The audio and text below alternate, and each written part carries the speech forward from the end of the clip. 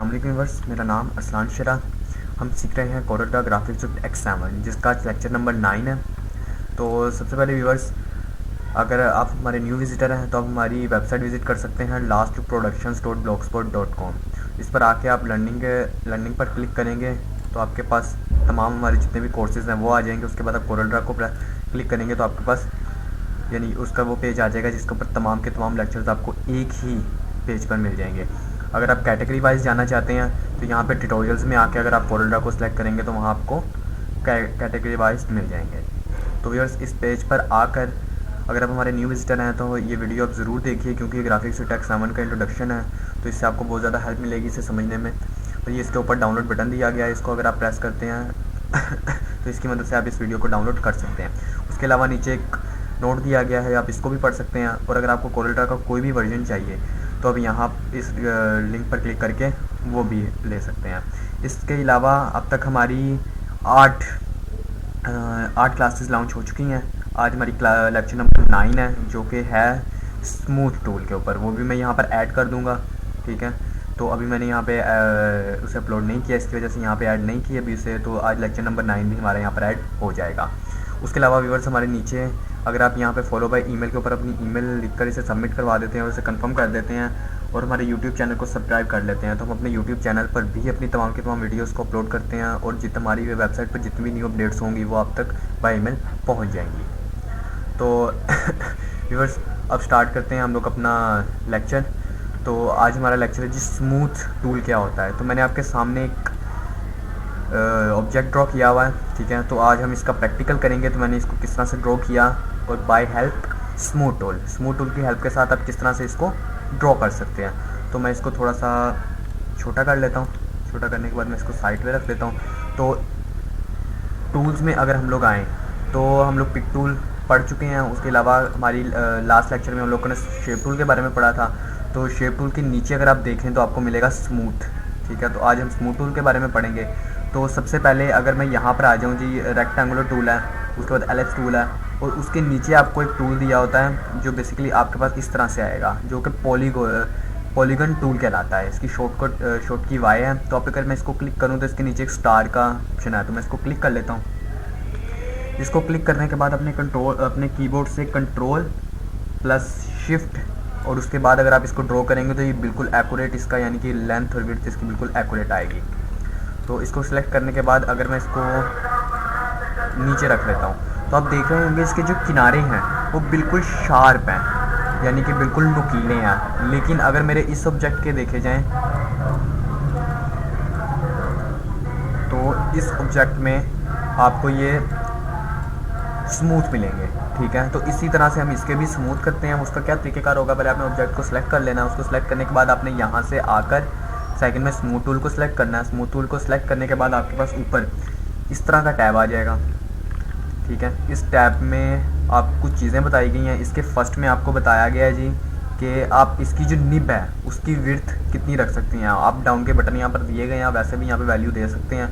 उसके अलावा दूसरे नंबर पे है कि उसकी जो शार्पनेस है, ठीक है, उसको यानी कि स्मूथ करने की जो शार्पनेस है वो कितनी होगी, तो वो भी आप यहाँ से एडजस्ट कर सकते हैं। उसके अलावा आप उसकी निब को निब यानी कि किस तरह की रखना चाहते हैं वो भी कर सकते हैं। यहाँ से आप और भी चीज़ें ऐड कर सकते हैं। तो अब इनका प्रैक्टिकल हम करके देखते हैं व्यूअर्स।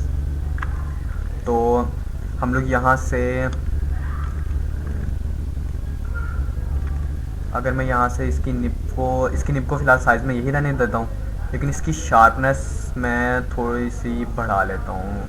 ये मैंने 75 कर ली तकरीबन इसकी शार्पनेस, ठीक है। उसके बाद इसके किनारों पर आपने आकर, इसको थोड़ा जूम कर लेता हूँ कि आपको इजीली समझ आए। मैं इसको जूम करके उसके बाद करता हूँ जी, ये देखिए। अब इसके किनारे के ऊपर अगर मैं इसको ड्रैग एंड ड्रॉप करता हूँ तो ये देखिए ये क्या हो रहा है। इसके यानी कि जो नुकीले थे वो अब स्मूथ होना शुरू हो गए। इसी तरह से मैं इस पर भी करता हूँ, ये भी स्मूथ हो गया। उसी तरह से मैं इस पर भी करता हूँ। और अगर आप एक ही ऑब्जेक्ट को जल्दी करना चाहते हैं व्यूअर्स तो आप वहाँ पर जाकर अगर अपने लेफ़्ट क्लिक को दबाए रखेंगे तो ये तब कर देगा। अगर आप ड्रैग ड्रॉप नहीं करना चाहते तो ये देखिए इसकी चारों साइडें बिल्कुल स्मूथ हो गई। उसके बाद मैं पिक टूल, आप अपने कीबोर्ड से स्पेस प्रेस करेंगे तो आपके पास पिक टूल आ जाएगा। तो यहाँ पर मैं एक कलर देता हूँ। कलर देने के बाद मैं इसकी आउटलाइन ख़त्म कर देता हूँ और इसके आपने डार्क कलर देना है। तो मैं रेड क्लिक के रेड कलर के ऊपर अगर अपना लेफ़्ट क्लिक दबाए रखूँगा तो मेरे पास और ज़्यादा उसके कलर्स आ जाएंगे। तो मैं यहाँ से बिल्कुल जो डार्क कलर है वो सिलेक्ट कर लेता हूँ। डार्क कलर सेलेक्ट करते साथ ही इसकी जो ये नोट है यहाँ से पकड़ कर और कीबोर्ड से शिफ्ट की दबाकर मैं इसको थोड़ा सा छोटा करता हूँ और फिर अपने माउस से राइट क्लिक दबाता हूँ। तो आपको मेरे एरो के सामने एक प्लस का निशान नज़र आ रहा होगा और ये क्या है, जिसकी डुप्लीकेट बन गई। तो अब मैं इसको नॉर्मल रेड कलर देता हूँ। तो ये देखिए ये इसके अंदर की डुप्लीकेट क्रिएट हो गई। तो अब मैं क्या करता हूँ, इसके डुप्लीकेट को अगर आप ऊपर आए मेन्यू बार में तो यहाँ आपको मिलेगा बिट मैप्स। बिट मैप पर क्लिक करते ही सबसे पहले आपके पास आ जाएगा कन्वर्ट टू बिट मैप। आपने इसको प्रेस करना है। इसको प्रेस करते ही आपके पास ये डैशबोर्ड आ जाएगा। इसके ऊपर पहले आपको DPI बताया गया है, उसके बाद कलर मोड बताया हुआ है। हो सकता है आपका कलर मोड CMYK हो, तो आपने यहाँ से RGB कलर को सिलेक्ट कर लेना और यहाँ पे ऑप्शंस में एंटी एलेसन और ट्रांसपेरेंटी बैकग्राउंड को आपने चेक कर देना, दोनों को ये चेक ना हो। तो उसके बाद आपने ओके कर देना। ओके करने के बाद आपने दोबारा फिर बिटमैप में जाना है। बिटमैप में जाने के बाद आप नीचे आएंगे तो आपको यहाँ पर मिलेगा ब्लर। ब्लर में आने के बाद इसके ड्रॉप डाउन मेन्यू में और भी यानी कि ब्लर के काफ़ी ज़्यादा स्टाइल्स आ जाएंगे। आपका जो सेकंड पे है गाशियन ब्लर, ठीक है, आपने गाशियन ब्लर को सिलेक्ट करना है।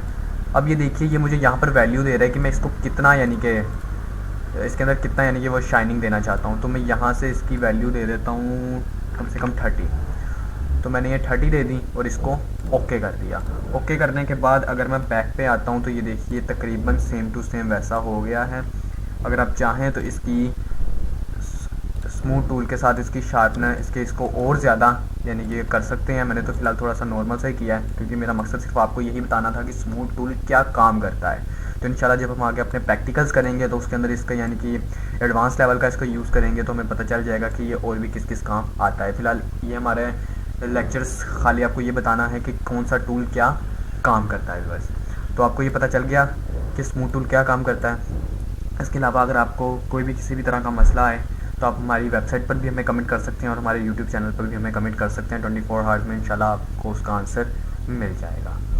व्यूअर्स अपनी दुआओं में हमें याद रखिएगा। अब मिलते हैं हम लेक्चर नंबर 10 में। खुदा हाफिज़।